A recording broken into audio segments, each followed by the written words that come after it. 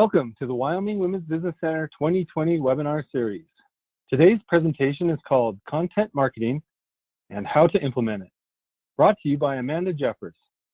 I am Jonathan Howdyshell with the Wyoming Women's Business Center, and I'll be your host today.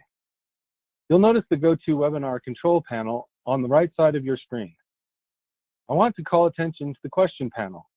If you have questions, please use this panel to communicate with us during the presentation.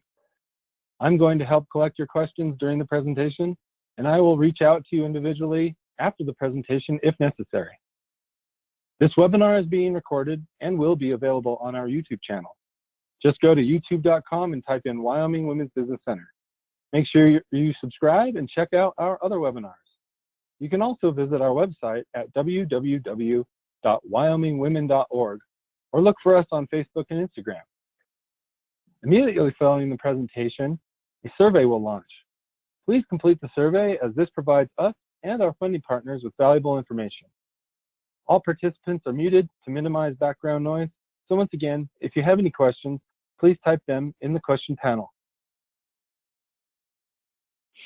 We're going to get started with some quick information about the Wyoming Women's Business Center. Then we'll dive into our topic today and finish up with Q&A at the end. The WWBC is a nonprofit organization whose mission is to enable and empower Wyoming entrepreneurs with a special emphasis on women who are economically or socially disadvantaged. We do that through three distinct programs. The first is our business counseling and training program, which is always at no cost to you.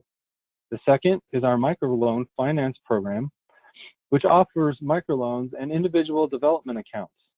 And our third is the artist development program we run in conjunction with our Works of Wyoming store and Art Connect Gallery in Laramie. This webinar is brought to you by the Office of Women's Business Ownership, and I want to call special attention to our microloan program. We can provide loans for those unable to get loans through traditional means up to $50,000. If you'd like more information, you can contact our microlending team. This is me. I'm a business counselor with the WWBC, and I've been working directly with Wyoming businesses for over 10 years. I'm a business owner myself, and I've been helping clients launch, improve, or expand their businesses for many years. And now to our presentation. Switch over to Amanda.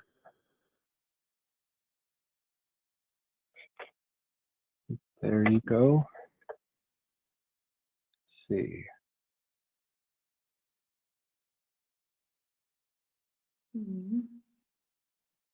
Okay, so how do I hand this over to you? Jonathan, I just took it over if that. Oh, good. Nice. All right, thank you. You're welcome. All right, so good morning, everybody, or I guess good afternoon.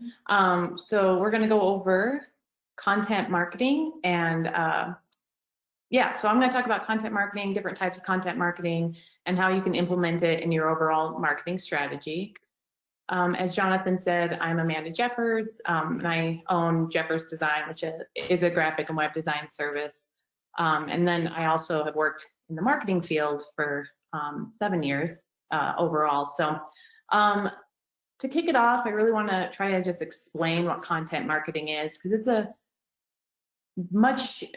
not new. It's actually been used for thousands of years in a sense, but it's really taking traction right now. Content marketing is, and it's basically more of an educational tool that can tell people more about your company rather than just the products that you sell. And you can provide such good information that'll really take off as brand loyalty and create a trust with your target market that is really invaluable in today's digital world. So this is just a quick definition. Content marketing is the process of planning, creating, distributing, sharing, and publishing content to reach your target audience. As a business, this tactic can help you improve brand awareness, boost sales, connect with your target audience members, and engage prospects and customers. So outbound marketing strategies, which are those ones that are more interruptive. So things like commercials and newspaper ads, those were traditionally just always about the products and just letting people know that you were there. But that's not really as effective these days for connecting with your target audience, because there's so much that's digital nowadays that you really need to work on connecting with your audience and really kind of starting to form these relationships with them. And you have to do that in a digital space rather than face-to-face.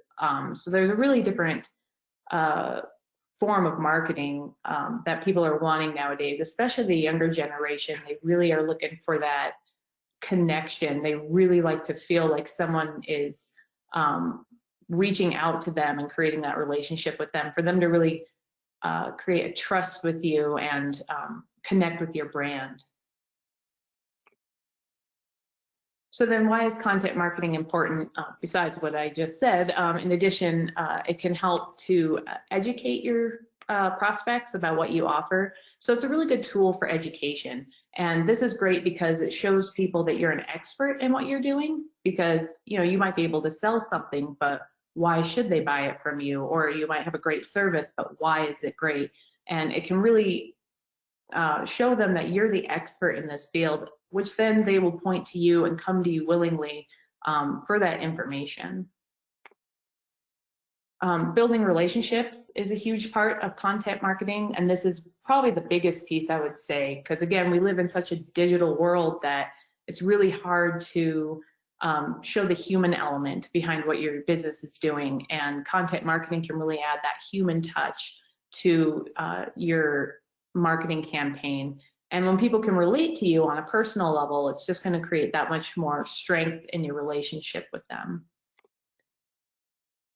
It can show them how you can solve their challenges. So of course you have a product or a service that you're trying to put out there, and that's great, but how is that going to tie back to your target market? What's in it for them? And this is where you can use content marketing to show them how it's going to change their life, how it's going to help them solve that problem.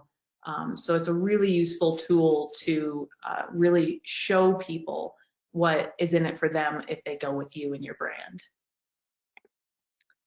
And then the last one is it creates a sense of community around your brand. So one thing that is really great about content marketing is you can really show the the community aspect in your company, and you can show people that you have that there's people behind your business. It's not just you trying to sell something, but you have workers and you have people there that create this great atmosphere that they should really go with you, because you are human and you do have something wonderful that you can provide them. And this is a great way to show people that, again, you're local and you have humans, and you're trying to show them that. All right, so where do you start? Because it's not an easy task coming up with what type of marketing and then brainstorming it and actually analyzing it. It's no simple task. And so what we're going to do is we're going to start with going over what types of content marketing are out there. There's lots of types of content marketing, but we're going to go over 10. And that way it kind of gives you a start of what it even is. And then we'll go over some examples of those. That way you can see maybe how it can tie into your business. So when we're going through these 10 types, really try and think about what you're trying to accomplish. What's your overall marketing goal? And at the end of these types, we'll talk about how we implement it in your marketing strategy. So that'll give a little bit more clarification on that. But just as we're going through the examples, kind of think about your own goals and your own business and kind of see if there's something there that might connect with you and maybe work in your business's favor. All right, so the first type is blogging. Hopefully as a business, you have a website. And if you do have a website, maybe you already have a blog. If you don't, this would be a good opportunity to start a blog. Blogging is a relatively easy place to start. You can do an article once a week, at least once every other week, maybe twice a month. So really just starting to populate that content. And you don't want to just go steal something that someone else is doing, copy and paste and put it on your blog. You really want to take some time to think of quality content and really tailor these articles around your target market. And the other great thing about a blog is that it can help with your SEO or your search engine optimization, because as you're putting out this content, you're really showing specific keywords on your website that when people start searching for those problems, you know, like a challenge that they want to address and they type in that search, you have a chance of showing up with that blog because you have put those keywords into place. So that's a really good thing about blogging, and it also helps continually add content to your website, which is another good boost for your website in general. So a blog is a great place to start. A couple of examples, like Expedia, they do a blog that's out there, starts here, and it shows just anything travel related. So hotel recommendations, you know, great places to vacation and stuff like that. So that's a really good, I mean, it's a very broad topic and they have a lot to pull from, so they can be making articles all the time. But, you know, their goal is brand awareness. So when people are searching about vacations, hopefully their blog is what's popping up and people are now reading information from them about these destinations that they might be interested in. And now they're on their website, and that leads to people potentially going and booking through you through Expedia. And then the other example is Whole Foods. And I thought they were interesting because it wasn't necessarily the traditional take on a blog, but instead they do tips and ideas, and it's more of a toolbox, which is a really interesting, just a different way of taking it. It's still articles that they put out there, but it's everything about kitchen tips. And it helps with brand awareness. It shows that they have the expertise. It's addressing that, you know, a person's problems, but it's also featuring their products. So that's another nice way to tie in their products along with the articles. So just a couple of examples there, but blogging is the #1 thing. There's so many blogs out there, obviously. So you really want to tailor your content to be really specific for your company and your business, and really make it relatable for the people who are going to be coming on and looking at it. Okay, the next one is videos. So video is huge right now. It is, you know, according to HubSpot, 54% of audiences want to see videos from brands they support, and that's more than any other type of content. If you were presented with a big block of text, and I've seen this before, and you know, they have the video, and then they have basically the script of the video down below. So you can read everything, or you can watch the video. And 9 times out of 10, I click on the video because it's a really quick way to get the information. You can see some facts over here on the right that 85% of US internet users watch video. So huge number watch video. 54% want to see more video. So you can see there that there's a need for it. 87% of marketing professionals use video. So odds are if you're not using video, your competition is. And then 8 out of 10 people have purchased after watching a video. So you can see the strength there, that it really just adds to the content and the desire behind what you're doing. And this is an example that I'm going to show. It's dollarshaveclub.com, and most people are probably familiar with it now, but when it first took off, you know, a lot of people had no idea what it was, and it's definitely different. You know, get really cheap razors online, so people automatically think, oh, it's probably really bad quality and, you know, just not something for them. So what Dollar Shave Club did is they really took off on the humor spectrum. So they made a bunch of advertising. It's not just this video, but it's also everything that their brand touches is based around humor. And they do a really good job marketing to, you know, mostly men. And it's a really good example that really took off. This video had 2.6 million views on YouTube, so really made a big difference for them. Hi, I'm Mike, founder of dollarshaveclub.com. What is dollarshaveclub.com? Well, for $1 a month, we send high-quality razors right to your door. Yeah, $1. Are the blades any good? No. Our blades are great. Each razor has stainless steel blades, an aloe vera lubricating strip, and a pivot head. It's so gentle a toddler could use it. And do you like spending $20 a month on brand name razors? 19 go to Roger Federer. I'm good at tennis. And do you think your razor needs a vibrating handle, a flashlight, a back scratcher, and 10 blades? Your handsome-ass grandfather had 1 blade and polio. Looking good, Pop-Up! Stop paying for shave tech you don't need. And stop forgetting to buy your blades every month. Alejandro and I are going to ship them right to you.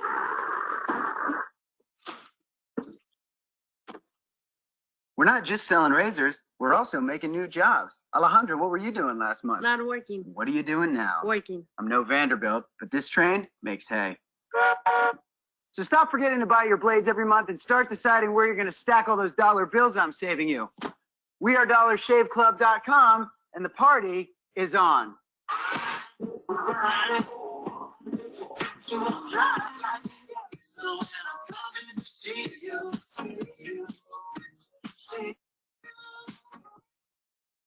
Hi. Okay, so that was just one example of, a really strong marketing video. And the nice thing about it is it was kind of like an all about the company video because, people are like, what is this? So right there, it just had a huge marketing boost because it really played into a lot of different, target markets with that humor side. So it was a really, really good kickoff for them. And now, obviously, most people know about them and they're doing really, really well. Hi. There we go. Okay, so type number 3 is infographics, and infographics are a really good marketing tool for a visual element. So if you have processes or data or anything that is much more maybe mundane, you can use an infographic to really spice it up. And they're obviously, you can see, very eye-catching, very colorful, so much more engaging and pulling for people to come in and absorb that information that maybe would be really boring if it was in a really long block of text with tables. So they're really nice because they show a really good flow of process. They have little icons to break up as imagery, but then they have small bits of information to digest because people are just not looking to read lots of text these days. They really want information and they want it fast. So infographics are a really creative way to effectively communicate what you're trying to portray that might be a little bit but mundane as a paragraph. So this is a really great tool. These are just little pieces of it because they can go really long, and they're really good for social media because they fit that space, and then you can put them on your website. So one thing about infographics is, they're not easy to create if you don't have that design sense. So maybe you want to work with a local designer or somebody who can create it for you, and then you just have it as a tool for your toolbox, and can update it as you see fit throughout the future. But it's not something you just want to put together because it could get really confusing unless you have that experience. So definitely look into infographics if you have a business that might have data or information that you really want to share in an engaging way. All right, type number 4 is case studies, and case studies are really interesting because they really they show the perspective of the customer and the point of view of the customer from start to finish with your company. So it's something that you can do if you had a really good experience with a certain client. Maybe you want to have a case study with them, and the example I'm going to show you with the videos right there, you're kind of killing 2 birds with 1 stone by having this video where you can show someone talking about how they worked with you, how they got there, what was their problem, how you solved their problem, what was the end result. So it's a really nice way to build trust with your target audience. And if people are interested, it gives them a really interesting, unique way of looking into your business and see how it could benefit them. So this is one case study around LinkedIn, and HSBC used the premier LinkedIn sponsor content to solve a problem that they had. So I'm not going to show the whole video, but just to give you an example. My role at HSBC is really looking after the marketing for the business-to-business side of the company. What we needed to do was actually think of a way of start to build the brand by using something like content.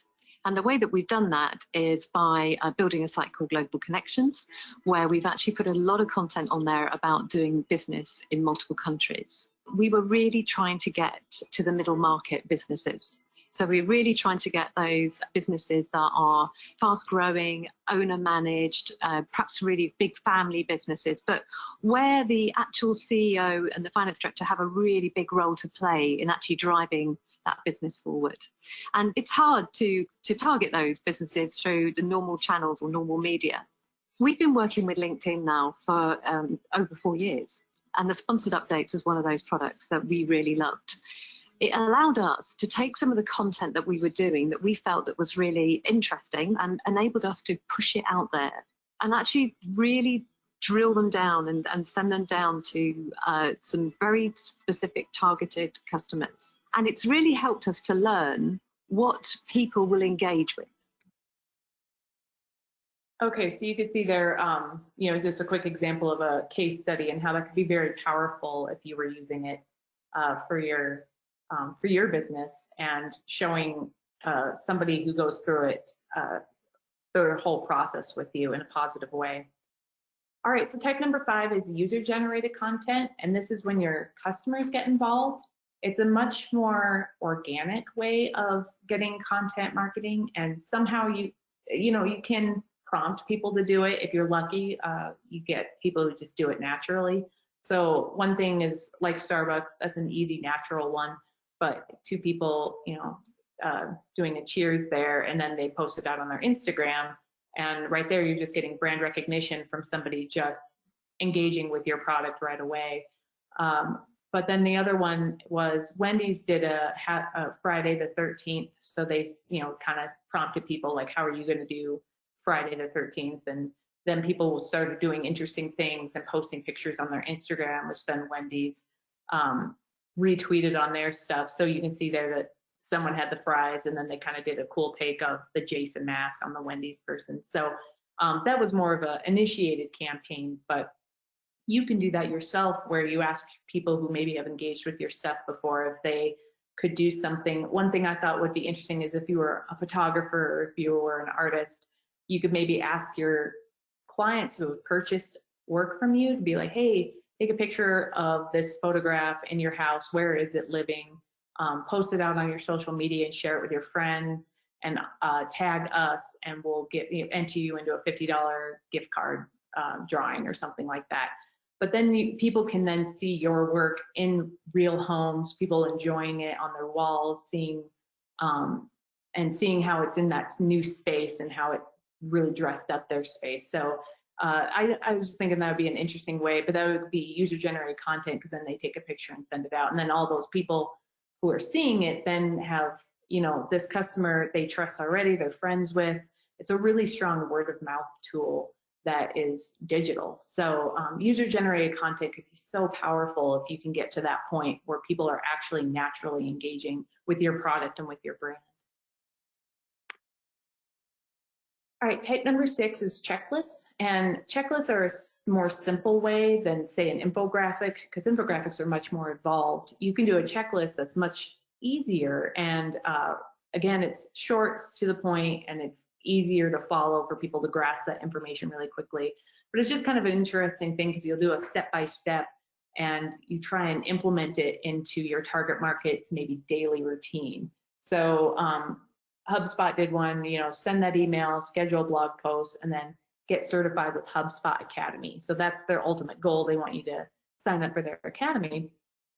And so you could do something if you have something that's a little bit more a step-by-step process, maybe it's exercise equipment or something, and you say, wake up, have your morning coffee, and check mark a box that says, go for a run with our fitness gadget, something like that. That's a little bit more specific in that sense. So, and then it lends itself really well on social media because it's a visual item. So you can put it out on Instagram or Facebook, and then, so it's just a quick, easy way. If you have something that's maybe a little bit more of a to-do item, you can add it like that. So that's a way to do content marketing. And then type number 7 is memes, and they're calling it don't knock it till you try it marketing, because they're relatively new, but they can be incredibly powerful if done right and done timely. What is a meme? It's a image set with culturally relevant text, and then it's if it's done well, it gets rapidly circulated out online. People start sharing it like crazy. And you also see that people will recreate memes off of the original meme that you created. So it's can be really powerful because it can just spiral and create this snowball effect. If you align it really well with the social climate, it's a really good way to kind of be timely and relevant. And so it does take you takes you to be more aware of what's going on socially and see how that ties in with your business. And so that's something that you need to kind of do research on and think about it. And then most memes are funny, so you have to get your creative hat on and think about ways you can do things that are a little bit more funny. These two examples on the right, the top one is from BarkBox, and you know, it's a pug, same face, but Monday they're drinking from a coffee mug, and by Friday they're drinking from the red Solo cup, but there's wine in both. So, you know, it's a funny little thing. And the nice thing about BarkBox is people love pets, and if people can relate to this, they're going to share it, and they might have nothing to do with BarkBox. They might never subscribe, but it could go out to thousands of people because the sharing just starts going, because people can relate to this and it's funny. You read it, you get a chuckle, you share it. And the bottom one is actually Gucci, which they don't normally do humor. So this is kind of a new marketing tactic for them, but you can see it says me versus the guy that she says I shouldn't worry about. You know, the watch on the left is something from the dollar store versus the Gucci on the right. So just a little bit of a funny twist, but once you send it out, if people like it, they're going to start sharing it, and it's just going to kind of take off. And you can try it, you know, it might fail miserably, but it's no harm in trying it. You just want to make sure that you are doing it in a way that's going to reach the right people. So you want to think about who your target audience is and what you're trying to do with it. So take some thinking and maybe a little bit into what's trending right now, but a meme is definitely not too difficult to create, and it can really have a very intense impact if done well. Okay, type number 8 is testimonials. So it's like that user-generated content or the case studies, but just on the smaller scale. And you know, this is actually on a website showing client reviews, but another big one is Google reviews, because those are really timely and authentic. And people, if they're interested in your company, you know, they might read the testimonials on your website because they want to read what other people are saying about your business. But most people are only going to put good testimonials on their website. So that's why a lot of people go to Google reviews, because you're going to get the good and the bad. And as most of you have probably experienced, people will leave a review if they've had an exceptionally good experience or an exceptionally bad experience. So it doesn't seem like very many of the middle people tend to do too many reviews, but unless you ask, which is another tactic you can do. You can say, hey, when we're done doing what we're doing, let's have a review. Let's and see if you can use it on your website, because this is really powerful, because people really want to know what you're thinking, what they're thinking about your company. Again, we used to always do word of mouth. Who do you use for this and that? And people would tell you, which we still do, but this way, when people are home and Googling, they're getting word of mouth in a digital way. So you definitely want to have strong testimonials out there and strong ratings out there. And don't be afraid to show them. You know, they should be out there where everybody can see, because even a few bad ones aren't a bad thing. It actually makes it more authentic. If you had only 5 stars on everything, you know, people might think that you're actually just asking people who are happy to come to you. Having a couple of negative ones on there shows that, you know, they're not all good. So people probably did that of their own by volunteering their information freely. So on the right here, you can see that there's client reviews for a certain website regarding around chefs. And they had a really good testimonial that talked about how they did have an issue, and this is how the guy solved it, and this is how everything worked out really great. So it's really good way to make your company stand out and put you above maybe where other options are. So testimonials are really strong, and they should definitely be utilized. Type number 9 is how-to guides or academies, and this ties back to the educational piece. So, I mean, if you don't have how-tos, maybe you have some educational points that you can use, and it's a more interactive way to test drive your product or service and try and get become the expert that people are looking for. So you might not have enough to do a whole academy, but if you're doing that blog course, maybe you're looking to do something that's more educational.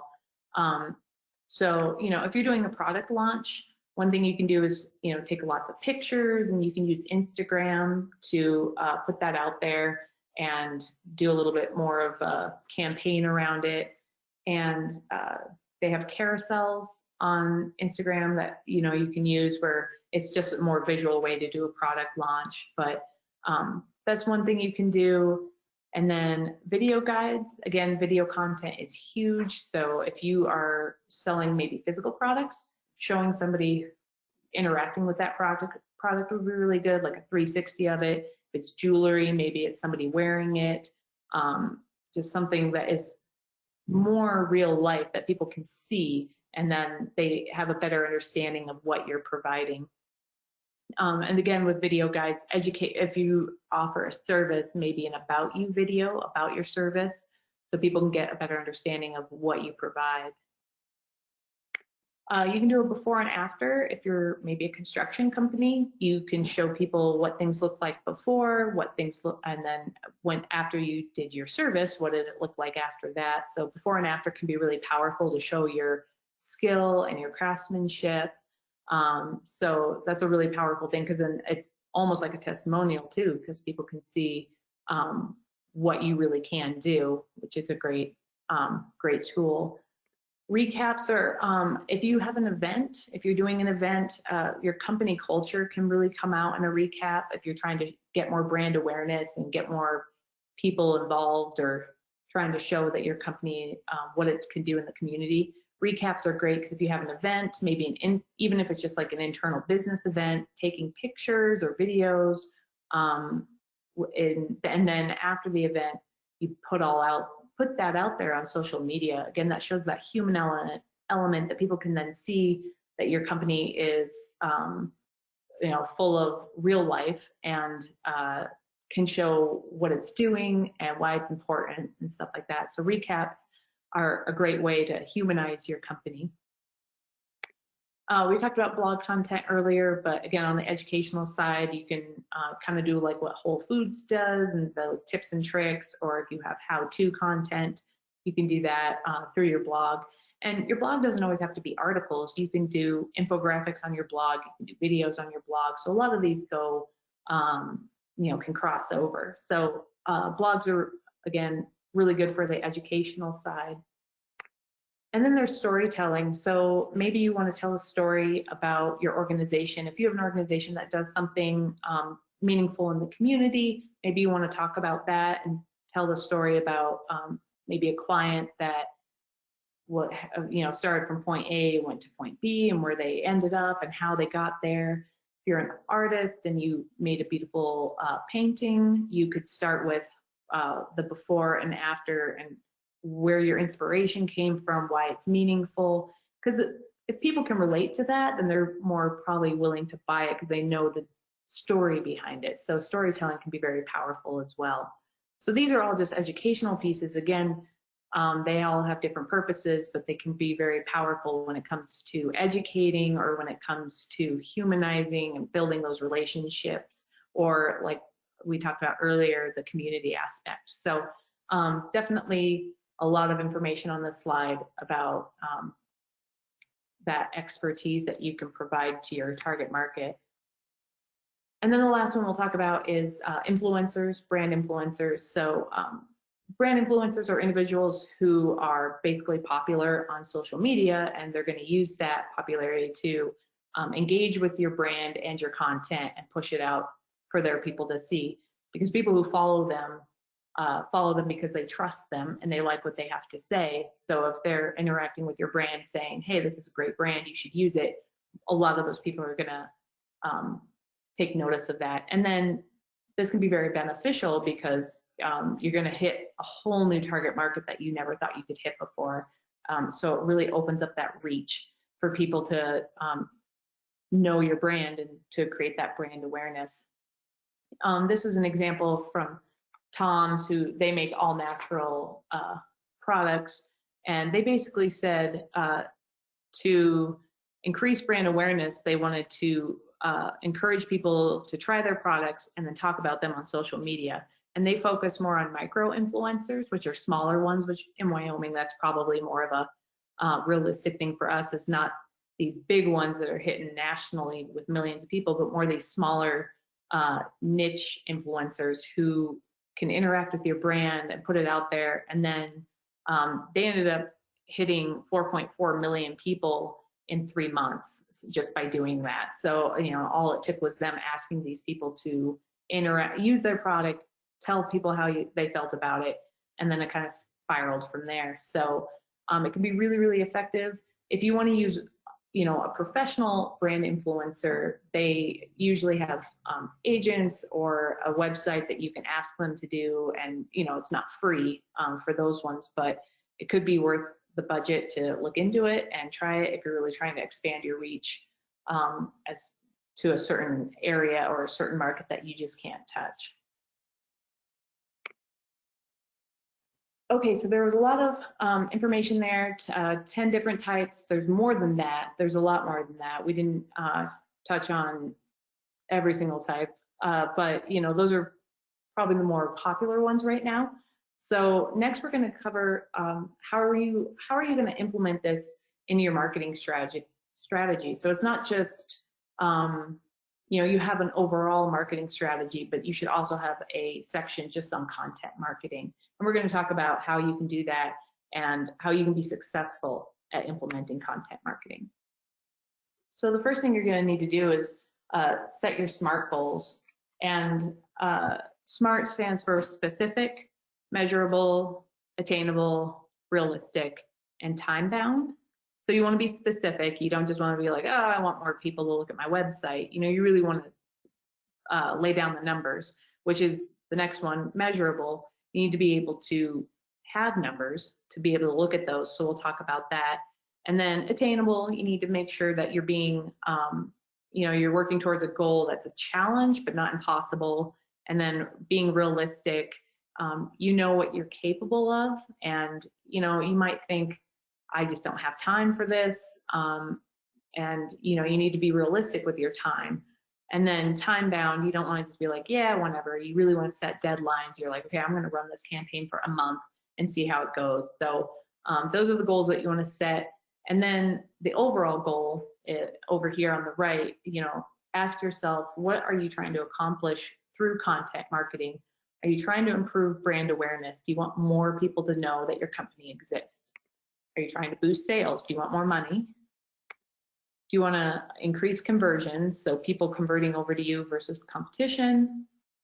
Do you want to improve brand loyalty? So, you know, trying to get people to engage with your content, come back to your content, come back to your website time and time again, increase customer engagement. So you want people to actually go on your social media and comment, like, build more of a following.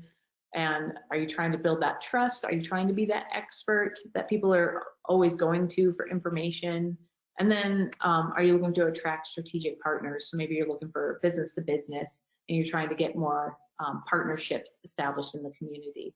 So those are some options to think about before you even start thinking about what content you want to start using. So figure that out.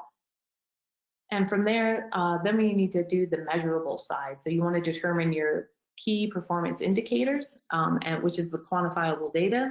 And a lot of people might be like, ugh, that just seems like, how would I do that? You know, and the good thing is pretty much every single platform comes with analytics. Facebook, Instagram, LinkedIn, Twitter, every website can have Google Analytics implemented. So those all are easy tracking platforms that give you numbers. So you can look at them right now and figure out your numbers and then say, okay, where do we want to go from there? How many more do I want? So for instance, awareness, if you want more site traffic, do you want more followers? Do you want more email subscriptions? All of those can be measured. Same thing with revenue, obviously, daily sales, site traffic, those are things that can be measured. For loyalty, returning customers, Google Analytics will actually tell you if you have new customers versus returning ones. Promoters, are people out there sharing your stuff? Are they doing that? Are you getting that customer interaction, brand interaction with your on their social media? And then referrals, are people leaving reviews on you? Are they giving testimonials and that kind of a thing? And then engagement, are people liking your stuff, sharing it, following you, commenting? Those are all things that are trackable. So once you figure out which one you want to go with, then you can figure out, okay, where are these numbers going to come from, and find those numbers so that way you have a starting point to look at. Okay, so then you want to decide on the content type. So we went over all those 10 content types, but some of them obviously are going to have a different impact versus others. Some of them are more humorous, some of them are quick, some of them are more engaging or take more time. So before you even decide on those content options that we talked about, you should look at and answer these questions. First off, what does the target audience need from you? So that's the what. What do you provide as a service or a product? What challenges are they looking to overcome? So they have a problem. What are those potential problems? Why do they need your service? Now we're into the why. What sets you apart? What makes your product or service better and they should use it? And then how can you help them succeed? What can you do? What's the end result going to be for them if they use your product or service? And that's really going to help you kind of narrow down your target market and figure out what kind of people you're trying to hit and what kind of people you're trying to reach. So once you just figure out these, the answer to these, then you can kind of start looking back at those 10 types of content marketing types and then figure out which one you want to start using. And then from there, you have to decide where you're going to put it out there. So hopefully, again, you have a website, and ultimately everything should be drilling back to your website for the most part, but you also want, do you have a Facebook? Do you have an Instagram? Do you have LinkedIn? And do you have an email list of all your contacts and customers? Do you do a newsletter? These are all different channels that you can start using. And then you need to figure out where you're going to display that content. Because a meme, for instance, would be really good on social media, but it's not necessarily going to be living on your website. It might push people back to your website, but it's not actually going to be living on your website. So you really need to think about where you're going to put your stuff and how it's going to be most effective. And keep in mind that it's not going to be the same on every single platform. So the way you post out on Facebook is not the same as LinkedIn, and same thing with Twitter and Instagram. They all have different strengths. So you need to make sure that you're posting that content according to the best use of that platform. So that would be your next step, is to figuring out what channels that you need to start using. And then from there, it's time to set a budget. So obviously these things can get expensive if you don't have a plan, don't think it through. So these are some things that you want to ask yourself. Do you need to purchase any software? So, are you going to be doing something that's more visual, where you need to have like Photoshop or Canva, which is a graphic design software? Do you need to take photos and videos, and you need to upgrade, your technology? Next is, do you need to hire somebody? So we went over a lot of stuff that might seem overly creative, and maybe you're just not the most creative person when it comes to this type of stuff. So maybe you want to hire a new staff member, a marketing person. In general, maybe you know somebody that you think, oh, they'd be really good, they could help me out, I can pay them, so it'd be more of a contractor. Or do you need freelance graphic and web designers, or do you need freelance writers and editors? So those are things that you need to ask yourself. Do you need to hire outside of your normal needs? And then do you need to pay for ad space? So once you put this stuff out there, there's the option to enhance it by, sponsoring it or boosting it on Facebook using Google ad space. And then what's your budget for that kind of a budgetary need is, for sponsoring content like that. So set a budget, and once you have that in your head for the campaign, then it's time to do it. So you have this whole plan revolved around content marketing, and you need to create the content. So whether that's you doing it yourself or you working with a designer, then it's time to distribute it. And when it comes to this distribution part, you really want to think about you really want to think about the time aspect of that. So you really want to get yourself a calendar, like a social media calendar. And it might not just be social media, but it's really a good idea to get a template laid out for the month of when you're going to do things, what you're going to do. So that way you don't have to really think about it. You're just doing it as the campaign is going along. So that makes it a lot more consistent and a lot easier to follow through the campaign. And as it's going and near the end, you can analyze the results. Is it going above those goals that you were hoping? Is it not even close? And the first time is going to be kind of hard because you might not know where to set your measurable units. So you just guess. But once you do it a few more times, then you're going to get a better idea of whether things are more successful than others. And then lastly, you'll want to make adjustments. So you'll want to think about how it worked for you. Is it something you would do again? Do you need to just make adjustments? Do you need to change your content marketing type altogether? And even if it was successful, you'll want to try a variety of types to make it consistent. And that's where I'll end with, is you really want to be sure to be consistent, because you're trying to build this brand awareness, this relationship. You want to be that expert. But if you put something out there for like a month and then you don't touch, it was a lot of work, and then you don't touch it for 6 months, you're kind of losing that credibility. You started to build up this relationship, and then it falls off because they don't hear from you anymore, so you kind of disappear, and then it's really hard to start that momentum back up. And then people kind of feel like it's not, maybe you're not trustworthy because you're there and then you're not, and you're there and you're not. So if you're going to do it, really try and think about how you can be consistent with it, because that's really going to be a game changer for making this work to your advantage. Is don't just give up after one campaign.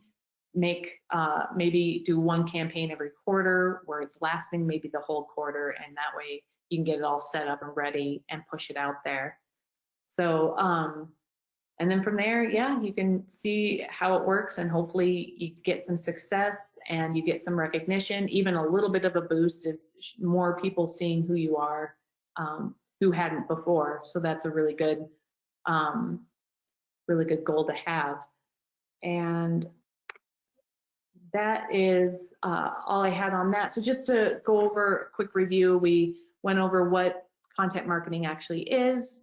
And we went over those 10 different types, which are not the only types out there, but those are the 10 popular types.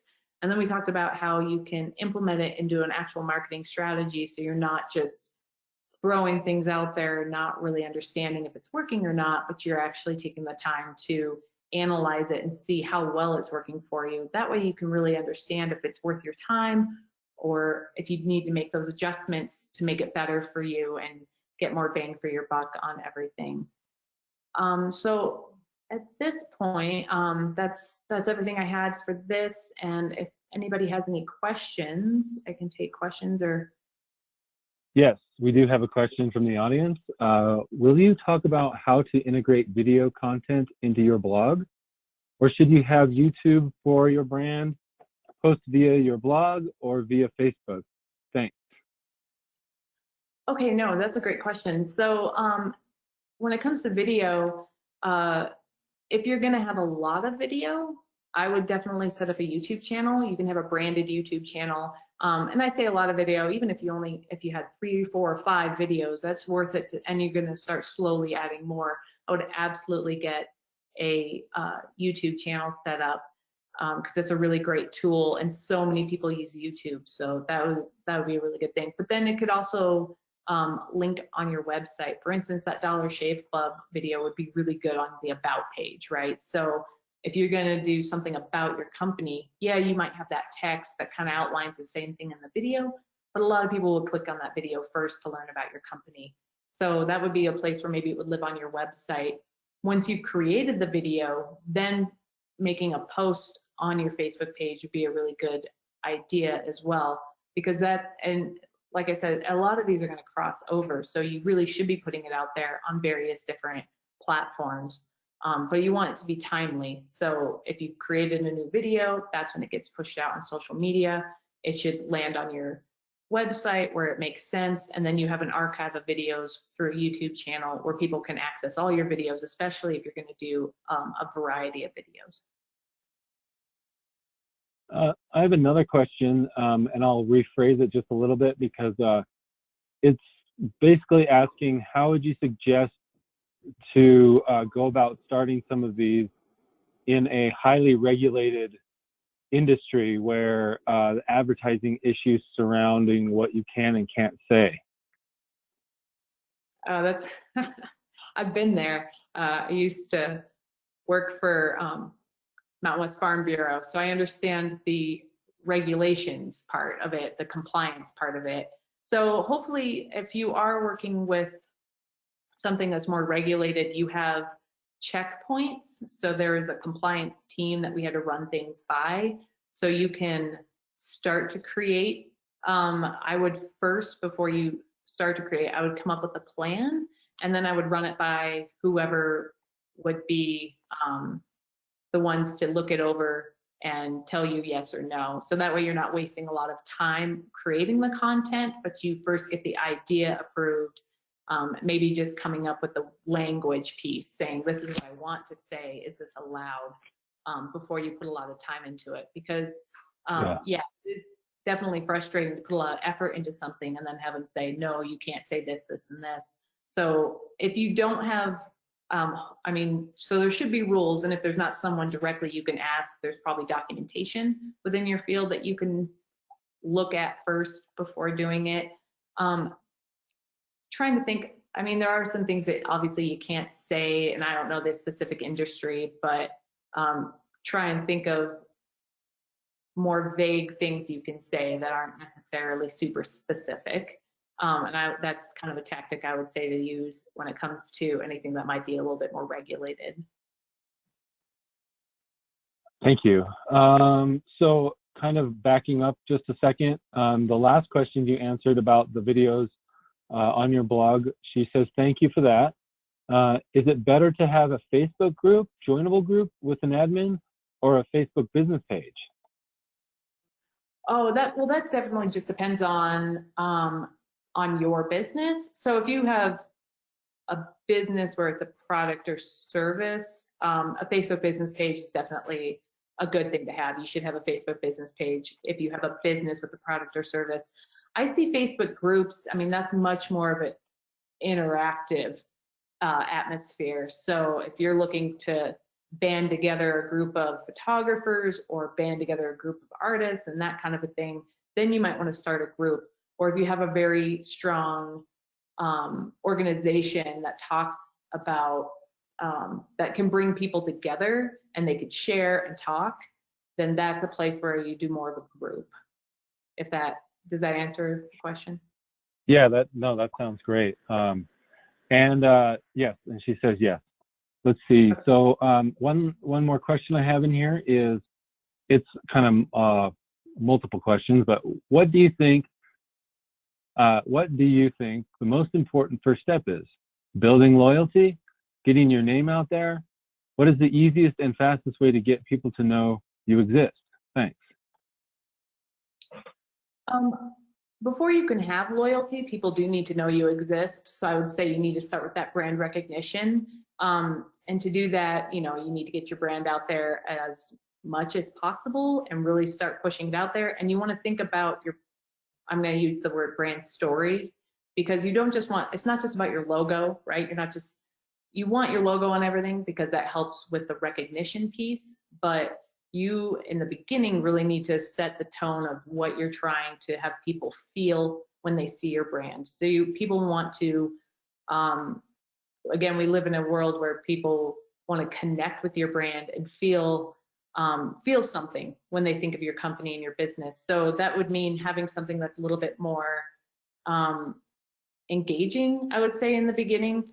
So like that video, I would definitely, if you have the chance to do a video where you're talking about what you're doing and how you make a difference, what your or how you can solve their problems, that's so much more of a personal feeling that people can then get around your company and your brand. And it doesn't have to be a professional video. You know, most people have smartphones, and as long as you have someone who could help give a nice clean background, and it could be just you talking.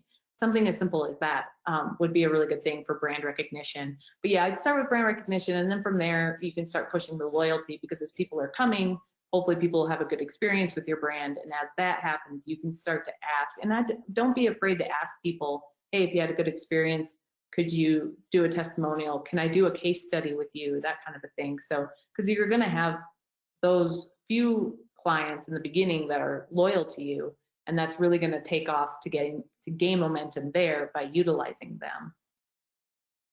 And then, so this individual is saying, you know, it's a little bit harder to solve a problem with his industry because he makes cheesecakes. So if I were to interject anything, I would focus on the visual of those cheesecakes, because I believe I've tried these cheesecakes and I know they're awesome. And so with this particular type of business, I feel like it would be the best way to highlight, right? To highlight these cakes visually through photographs. Absolutely. And let me see, I got another question here. Let me just, let's see. Okay. What do you think, let's see. What do you think are the most useful social media platforms that are new or up and coming outside of Facebook and Instagram from a marketing standpoint? TikTok. TikTok is kicking off. Well, I mean, if that's your audience, I'm just thinking of newer platforms that are getting a huge buzz. Yeah, that's a new platform. But yeah, it really just depends on who your target market is. Because honestly, Instagram is still very, very popular. Facebook is still very popular. Email, even though some people have said email's dead, it's not dead. Email's still really popular.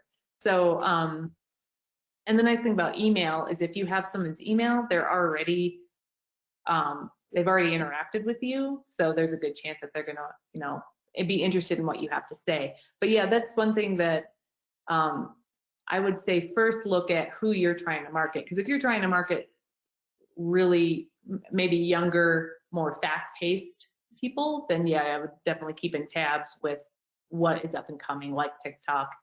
But yeah, Instagram is still really specifically really middle-aged women. That's what it says. Okay, well then Facebook. Facebook. I would agree with you on Facebook. Yes. Yeah. So those are two. Yeah.